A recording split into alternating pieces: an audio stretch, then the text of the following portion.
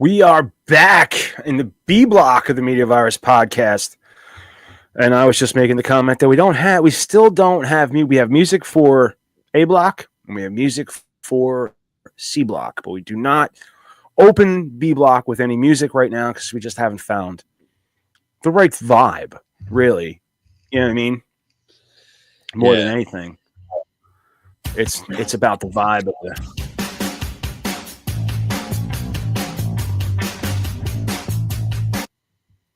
Maybe. Was that Hey Mickey, You're So Fine? No. It's called Rumble. No, we already used that somewhere else. I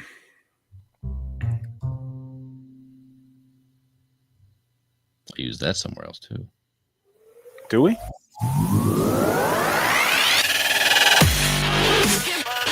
Rock, motherfucker, here we are. That sounds like the Kroll Show intro. That's what that sounds like. You can make it. That sounds like an iPhone. Garage band. Yeah. Loop. But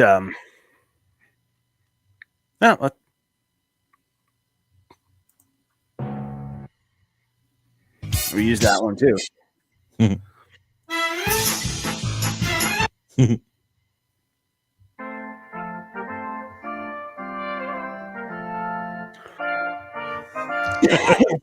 This one. And now for the B block.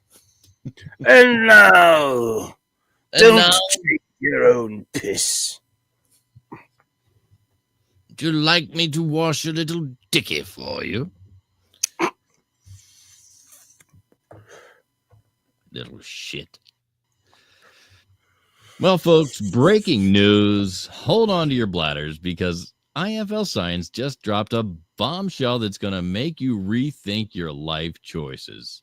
Oh, my God. In a stunning announcement, the brainiacs over at IFL Science have officially declared that urophagia, yes, that's the fancy term for chugging your own piss like it's artisanal kombucha, should not be practiced. Shocker, what? Right? Who would have thought that drinking what your body literally flushed out as trash was a bad idea?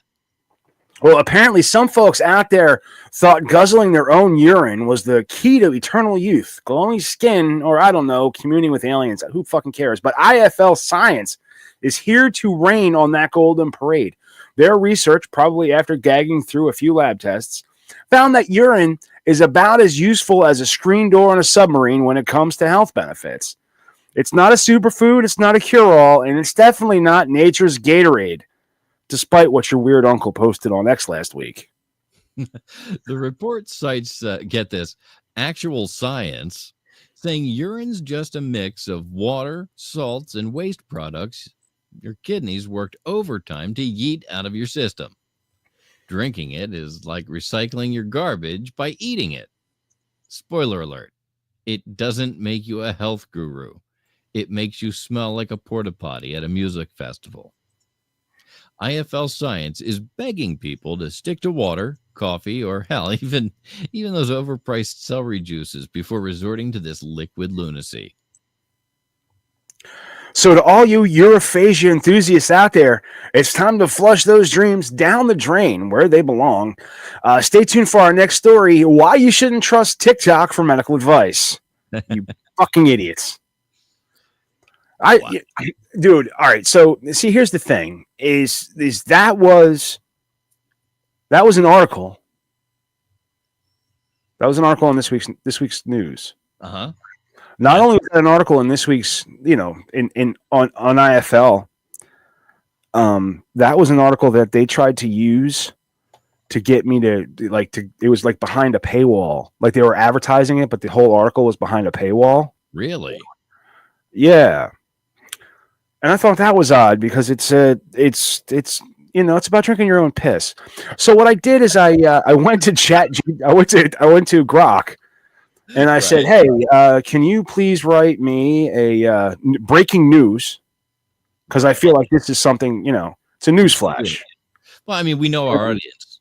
Right. audience. Don't drink your own piss. Please. Right. And got, all of the information because, like, honestly, I didn't need to pay IFL Science. I didn't need to pay for their paywall to learn that I shouldn't drink my own piss. No. I feel like I kind of feel like I've always known, that I shouldn't. Right. Yeah. I shouldn't drink my own piss. As a rule. Yeah. I mean, yeah. Like a hard boundary. No. This is a line. I'm not willing to cross. Listen, we're not making any statements about other people's piss. No. Okay. We don't know the science. No, not at all. We just don't know the science. But drinking your own piss. That's bad. Definitely bad. Not a good thing at all. Again, drinking other people's piss, the jury's still out. There's still studies that need to be reviewed.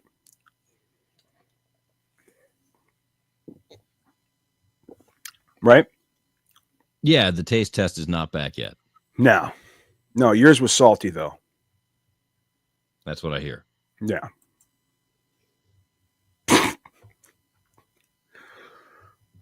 And yours was green and smelled like skunk. That's just the asparagus.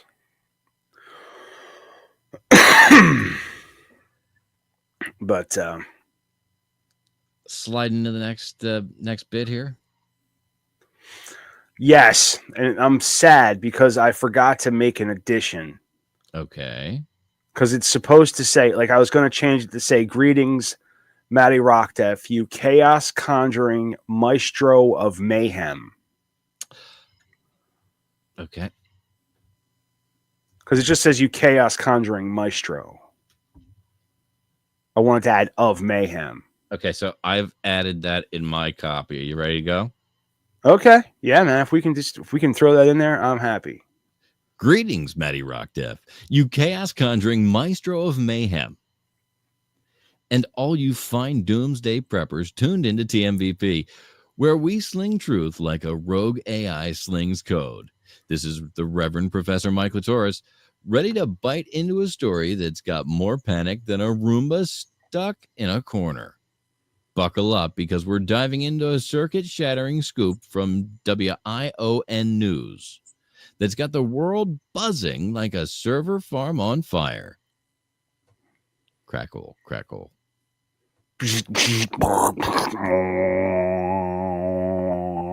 What's a Hal 9000 hum? I don't know about the hum. I didn't know Hal hummed.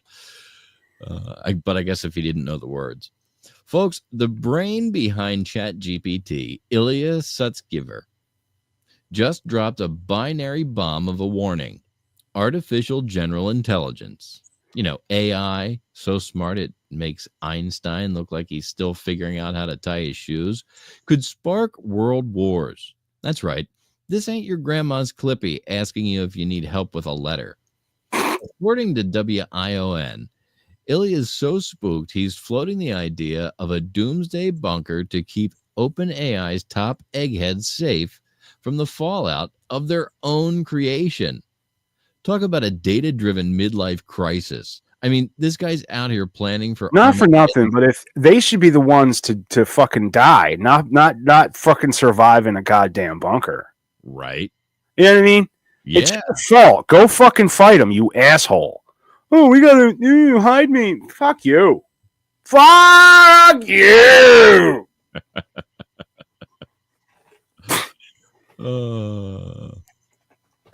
It's like he's out here planning for Armageddon like it's a company retreat, but instead of trust falls, it's duck and cover from AI overlords.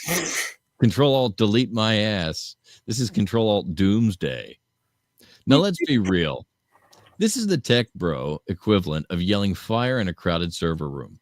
Ilya's basically saying, hey, we built a super brain that might nuke the planet, so let's dig a fancy hole and hide in it.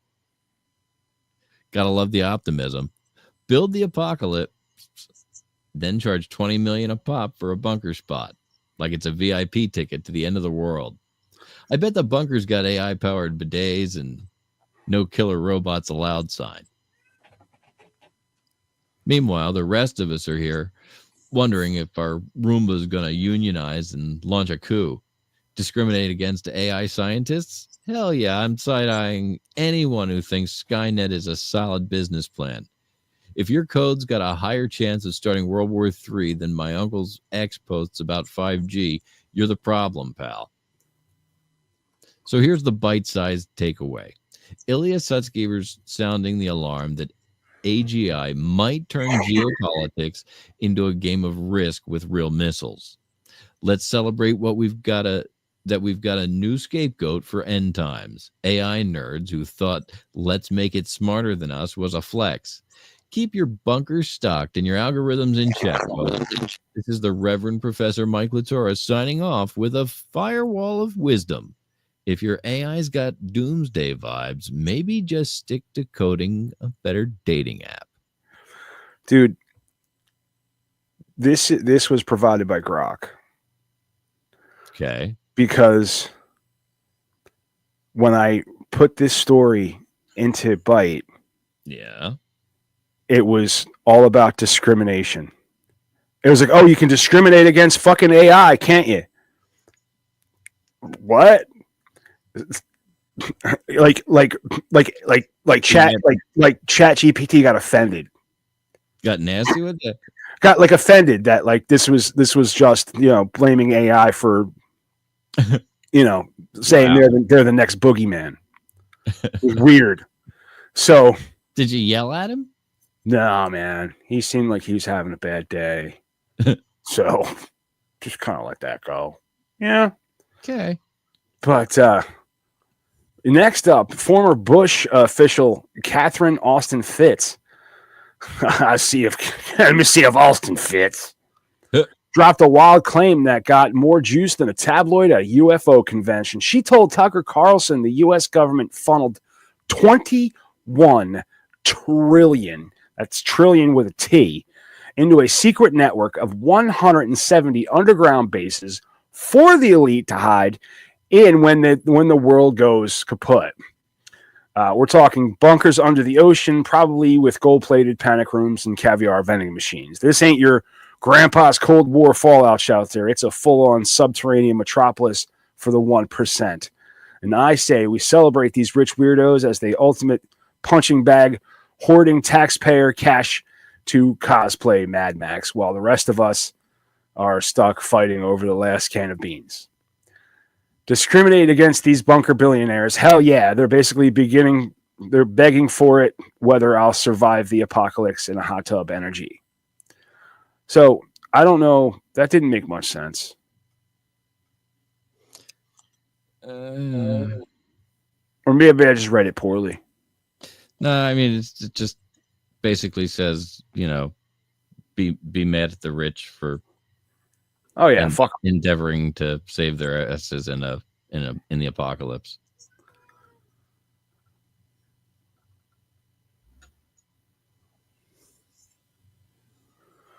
But speaking of end times extravagance, a company called Safe is pimping out a $20 million luxury doomsday bunker in Virginia called Airy, complete with AI-powered medical care and illusion tactics to fend off enemies. Sound like a sci-fi Airbnb for billionaires who want to sip champagne while the world burns. That's what I want to do. I can drink beer, though. This thing's got a Formula One track, a movie theater, and probably a robot butler named Jeeves 2.0. They're opening an experience center next summer so the ultra-wealthy can test drive the post-apocalyptic penthouse. I mean, who needs enemies when you've got AI stitching your wounds while you bowl a perfect 300? In your underground man cave. You know what? We need to blow this the fuck up. This needs to be this might just be I am so fucking pissed off at this. We gotta have to figure out. Like I gotta figure out if this is true or not, because I didn't do a lot of. Historically, it's always been true. No, but we need to blow this the fuck up. But There is no, because once they have a bunker, they don't give a fuck if they do it or not. Do you understand what I'm saying? Once they protect, all they're doing is they can kill the poor. That's all. You know what I mean? Fuck them. No. And what I'm telling you is, it's been that way all along. They've always had there's always a bunker. Yeah, but not for all. You know, some of them have been found out now. Like there's a hotel in Maryland that has a whole sub basement area that is like set up to house, I think, Congress. Fuck Congress. Blow that up too. Like these places exist. They're out there. It's not like something new. They've already got the plan. They're just building new ones now. They're expanding. Well, just when you thought it couldn't get any crazier, the Bulletin of the Atomic Scientists, they moved their famous Doomsday Clock to 89 seconds to midnight. 89. The closest it's ever been to global catastrophe. You know, just one, you know, it's the normal stuff, nuclear threats, climate change, and, you know, artificial intelligence running wild like a toddler with a flamethrower. They're freaking out about AI and military ops, which is like giving a drone a Red Bull and a grudge. Let's raise a glass to these AI alarmists because they're giving us a perfect target to dunk on. If your tech's got a better shot at starting World War III than my uncle's X-rants about lizard people, you've earned the shade. Honestly, I'd rather trust my toaster to run the Pentagon than some AI that's probably binge watching Terminator for inspiration. I should have done a lot of more pre-reading. Yeah. Should have gone over this a little bit better. Or maybe I should just read better. I think it might be me. Yeah. It could be. Who knows? So there you have it, folks. Billionaires building secret cities, luxury AI bunkers for the elite, and a doomsday clock screaming "we're fucked" louder than a Karen at a Starbucks with no oat milk. Keep your eyes peeled and your spam filters strong because the end is nigh, and it's got Wi-Fi. This is the Reverend Professor Mike Litoris signing off with a digital middle finger to the apocalypse planners. Stick to coding, dating, apps, nerds. Yeah, can we just take a moment to laugh at the sheer absurdity of this dystopian circus? Like, we've got billionaires treating the apocalypse like it's a luxury spa day. AI scientists acting like they're one bad line of code away from starring in the next, fucking Terminator reboot. And a doomsday clock that's basically saying, y'all, we're on an algorithm away from eating canned soup in a fallout shelter. Meanwhile, I'm over here wondering if my smart thermostat's plotting to crank up the heat to 90 just to fuck with me. These stories prove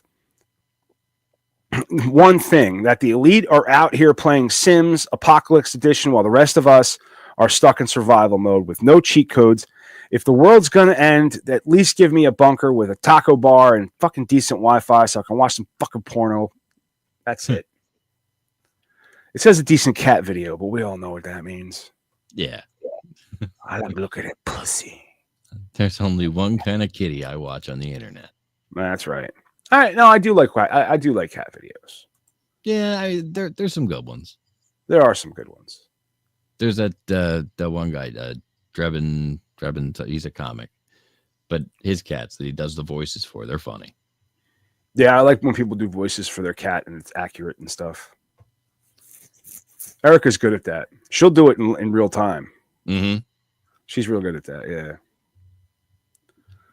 Well, that's all we got for B Block. Don't drink your own piss. And the world's going to end soon. And don't drink your own piss. Yeah. Even in the apocalypse, don't drink your own piss. Yeah. It's not worth it. It's not worth it. Now, you could distill water back out of your piss if you absolutely have to. You can. But don't just drink the piss. You don't just drink the piss. You have to distill the water out of it. Yes. If you don't know how to do that, you're probably going to die anyway. Right. I should probably be reaching for outro music, huh? I mean, unless you got something else. I don't know how far you want to take this whole drink and piss thing. Just a basic rule. No, let's not do that. I just want to we have no new information on drinking other people's piss. That's right. We have since first reporting on this moments ago. We do not. We still don't have an update. And I have an update. We'll ask Pete in the C block. Yeah. See what the word on the street is. So you heard it here first. If you want to know what the word on the street about drinking your own piss is, join us in our C block coming up right after this. We'll be back. Thanks for listening.